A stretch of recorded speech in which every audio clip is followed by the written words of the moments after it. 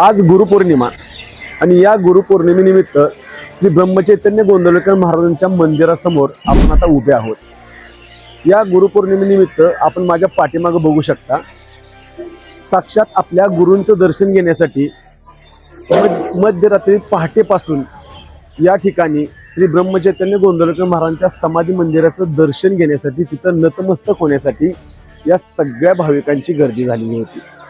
आत्ता संध्याकाळचे 7 वाजलेत। या 7 वाजता सुद्धा या ठिकाणी गर्दी आपण पाहू शकता। गुरु म्हणजे प्रत्येकाच्या जीवनातील एक महत्त्वाचा भाग।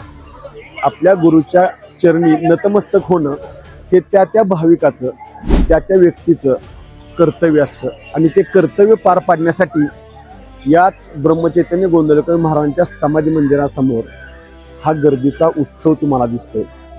गुरुपौर्णिमेचा उत्सव 22 तारखेपासून सुरू झाला, तो 29 तारखेपर्यंत अखंड सुरू होता। या उत्सवामध्ये विविध धार्मिक कार्यक्रम सुरू होते। आजही पहाटेपासून मंदिरामध्ये दर्शनाची गर्दी झाली होती।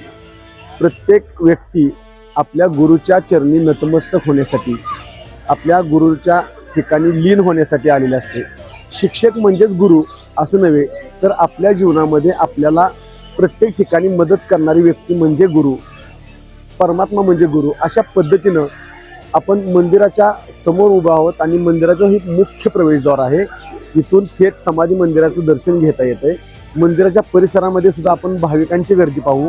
पलीकडे ब्रह्मानंद हॉल आहे, त्या ब्रह्मानंद मंडपाच्या समोर सुद्धा आपल्याला भाविकांची खूप मोठी गर्दी दिसते। सध्या या ठिकाणी असलेल्या झाडावरच्या पशुपक्ष्यांचा आवाजही आपल्याला कानांना सुमधुर असा वाटतो। प्रत्येकजण नामस्मरणामध्ये दंग असल्याचं आपल्याला पाहायला मिळतंय। हे वातावरण सुद्धा अतिशय आल्हाददायक आहे आणि त्या वातावरणाचा चैतन्य आनंद घेत हे सगळे भाविक आपल्या गुरुच्या मंदिरापुढं खरं तर अतिशय आनंद वातावरणात गुरुचं नामस्मरण करत बसल्याचं आपल्याला पाहायला मिळतंय। आपण बघू शकताय, मंदिर परिसरामध्ये असंख्य भक्त आज गुरुच्या दर्शनासाठी आसुसलेले आहेत, थांबलेले आहेत। प्रत्येकजण नतमस्तक होतोय। या मंदिराच्या पलीकडं तुळशी वृंदावन आहे, आईसाहेब मंदिर आहे, त्या तिथंही आपण बघणार आहोत। आजची या ठिकाणची गुरुपौर्णिमेची जी काही क्षणचित्र आहेत ते आपण बघतोय। थेट महाराजांच्या समाधी मंदिराच्या समोरचा भाग बघतोय, तिथून महाराजांची समाधी आपल्याला पाहायला मिळते आणि याच ठिकाणी प्रत्येकजण नतमस्तक होतोय। हेच ते महाराजांचे समाधी स्थळ आहे। याच ठिकाणी असंख्य लोक आपल्या गुरुच्या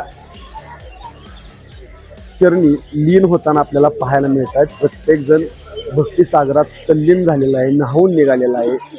तिथं पलीकडे आपल्याला टीव्हीच्या स्क्रीनवर समाधी सुद्धा दिसते। प्रत्येकजण त्या समाधीचं दर्शन घेतोय। हा मंदिराच्या पाठीमागचा भाग, हे तुळशी वृंदावन आपण बघू शकतोय। या ठिकाणावरून पहाटे सुरू झालेली दर्शनबारी अजूनही संध्याकाळचे 7 वाजायला आले तरी दर्शनबारी अजूनही सुरू आहे।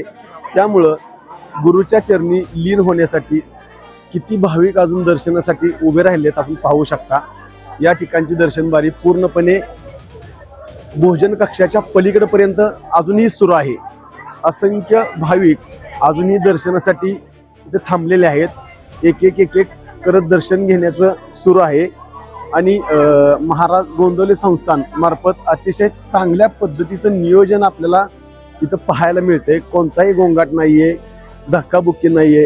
हे देवस्थानचं या वैशिष्ट्य म्हणावं लागेल, कारण जे दर्शनबारी आहे त्या दर्शनबारीच्या आत प्रत्येकजण दर्शन घेणारा आहे आणि जे दर्शन घेतलेले आहे ते पुढून या रस्त्यावरून मार्गस्थ मुख्य मंदिराच्या पलीकडच्या महाद्वारातून बाहेर निघालेले आहेत। त्यामुळे इथं अतिशय शांतताप्रिय आणि शिस्तप्रिय संपूर्ण व्यवस्था असते, हे आपल्याला या व्हिडिओमधून पाहायला मिळते।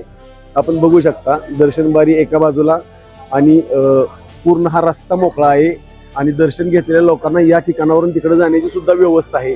त्यामुळं शिस्तप्रिय म्हणतो, त्यासाठीच म्हणतो आपण की संध्याकाळी 10 वाजले तरी सुरूच राहील एवढे भाविक आता सध्या दर्शनाला बारीत उभे असल्याचं आपल्याला पाहायला मिळते। समाधी मंदिर आसपासचा परिसराचा हा मुख्य भाग आहे आणि आपण आता बघू शकताय या ठिकाणावरून आता भाविकांची गर्दी पुन्हा एकदा संध्याकाळच्या सत्रामध्ये वाढायला सुरू झालेली आहे.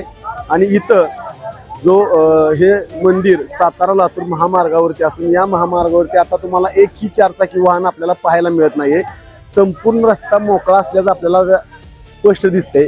कारण दहिवडी पोलिसांनी जे नियोजन केलं होतं ते नियोजन अतिशय सकाळपासून चांगल्या पद्धतीचं होतं आणि आताही ते त्याच पद्धतीचं आहे. त्यामुळं हा रस्ता मोकळा दिसतोय, पूर्णपणे मोकळा आहे आणि दर्शनासाठी येणारे भाविक अतिशय उत्साहानं येत असल्याचं आपल्याला पूर्णपणे दिसतंय. कारण या ठिकाणी दहिवडी पोलिसांच्या वतीनं जी वाहतूक व्यवस्था केलेली आहे ती वाहतूक व्यवस्था अतिशय योग्य प्रकारे केल्यामुळं हा रस्ता आपल्याला वाहतुकीसाठी बंद केला आणि वाहतुकीसाठी बंद केल्यानंतर इथं कोणतीही वाहतूक कोंडी झाली नाही आणि त्यामुळं भाविकांना दर्शनासाठी येताना कुठलीही अडचण निर्माण झाली नाही. आपण मुख्य मंदिराच्या इथंही बघतोय तर वाहतुकीसाठी बंद असताना सुद्धा इथं वाहतूक कर्मचारी आणि एक पोलीस कर्मचारी सकाळपासून या ठिकाणी आहेत. त्यामुळं कुठल्याही प्रकारे कसलीही चोरी नाही, दंगा नाही किंवा धक्काबुक्की नाही आहे. त्यामुळे दहिवडी पोलिसांनी जे वाहतुकीचं नियोजन केलं ते अतिशय चांगल्या पद्धतीचं केलं. त्याचबरोबर या ठिकाणी जो त्यांचा फिरून जी गस्त होती तीही अतिशय चांगल्या पद्धतीची केलेली आहे. त्यामुळे त्यांचा बंदोबस्त सार्थकी लागल्याची चर्चा भाविकांच्या मध्ये सुद्धा ऐकायला मिळत होती. आपण बघू शकताय त्या ठिकाणी ते कर्मचारी अजूनही तिथंच आहेत. खरं तर या ठिकाणी मोठ्या प्रमाणात गर्दी होती आणि या गर्दीचा काही चोर फायदा घेत असतात असं वारंवार घडत असायचं. मात्र यंदा अतिशय चांगलं नियोजन केलं आणि या नियोजनाचा उपयोग अतिशय चांगला झाला. त्यामुळं या वर्षीची गुरुपौर्णिमा खरं तर चांगली झाल्याची चर्चा भाविकांच्या मध्ये सुद्धा होती. प्रत्येक वर्षी वाहतूक कोंडी होणार हेच ते आप्पा महाराज चौकाचं ठिकाण आहे. मात्र या ठिकाणी पोलिसांनी आपण बघू शकता बॅरिकेड लावून पूर्णपणे आतील वाहतूक बंद केली आणि ही वाहतूक बंद केल्यामुळं गुरुपौर्णिमेचा आनंद घेता आला.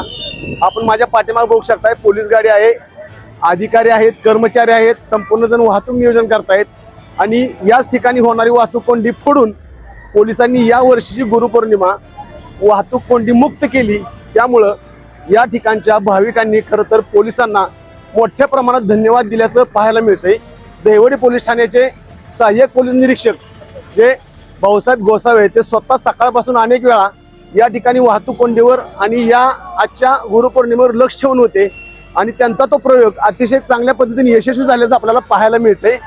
त्यामुळं या वेळेला प्रत्येक भाविकाच्या तोंडून दहिवडी पोलिसांच्या कार्याचं कौतुक ऐकायला मिळालं. पौर्णिमेचा महोत्सव हा कोंडीमुक्त झाला. आपला आवाज न्यूजसाठी संदीप जठार, गोंदवले.